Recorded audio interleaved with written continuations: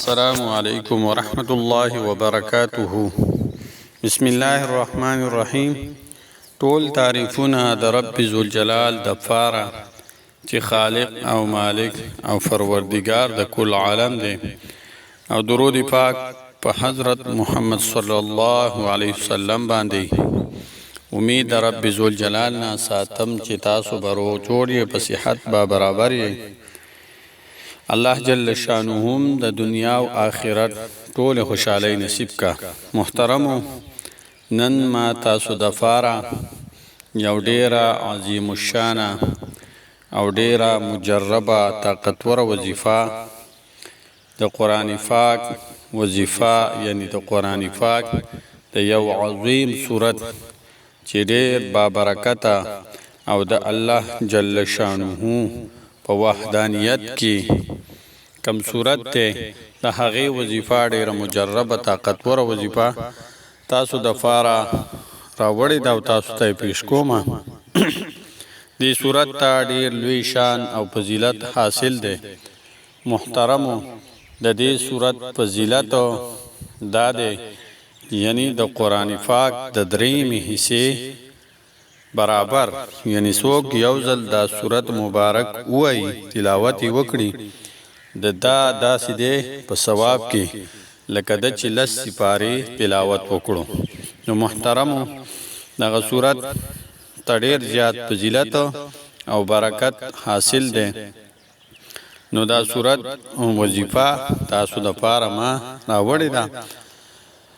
دا صورت ته سوره اخلاص ویل کېږي. په دې کې د الله جل شانه وحدانیت بیان شوی دی.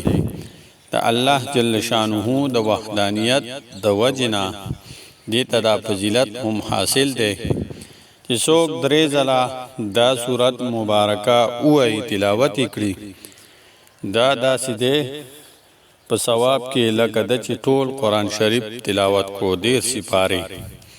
نو محترمو، د دې صورت دا وظیفه نن ما تاسو د پاره راوړې ده. د هر قسم حاجت د پاره، د هر قسم دعا غوښتلو د پاره، د قبولیت د پاره دا صورت ډیر برکتی او ډیر اهم او مجرب دی.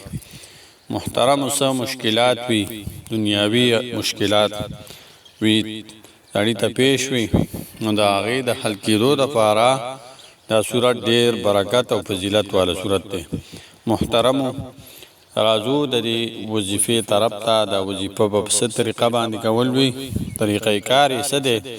محترمو، اول به د الله جل شانه په محبوب حضرت محمد صلی الله علیه وسلم باندې یول ځله درود پاک تاسو وایي.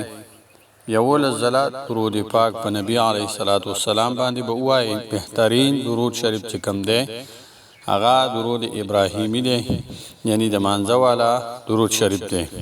بیا به د هغې نه پس 441 یعنی 441 ځله دا به تاسو سوره اخلاص 441 سپیرې، یعنی 441 ځله دا به تاسو دا سورت مبارکه سوره اخلاص قل هو الله احد الله الصمد لم يلد ولم يولد ولم يكن له كفوا احد الله اکبر، دا صورت به تاسو وایي، د دې تلاوت په وکړئ. او بیا به د هغې نه پس بیا به درود پاک په نبی علیه الصلاۃ والسلام باندې 11 ځله بیا ووایي، 11 مرتبه. د هغې نه مخکې محترمو، د وظیفې نه مخکې به 2 رکعته نفل صلات حاجت چې ورته وایي دغه به وکړئ. او د هغې نه پس په دا وظیفه وکړئ. محترمو، د ماسخوتن مانځه نه مخکې یا وروسته دا وظیفه تاسو کولی شئ. بل ټیم هم کولی شئ، خو چې مکروه ټیم نه وي، ځکه چې په هغې کې 2 رکعته نفل کول دي. نو بیا د خپل مشکلاتو، د خپل حاجاتو د پاره با دعا د الله جل شانه نه وغواړئ. په توجه او په دهان سره، د زړه په توجه سره به دا وظیفه وکړئ. نو الله جل شانه بس تاسو حاجات او مشکلات ټول حل کړي. محترمو دا وظیفه د ثواب په نیت باندې په خپله هم وکړئ او د نورو ملګرو یارانو دوستانو سره هم شیر کړئ. السلام علیکم ورحمة الله وبرکاته.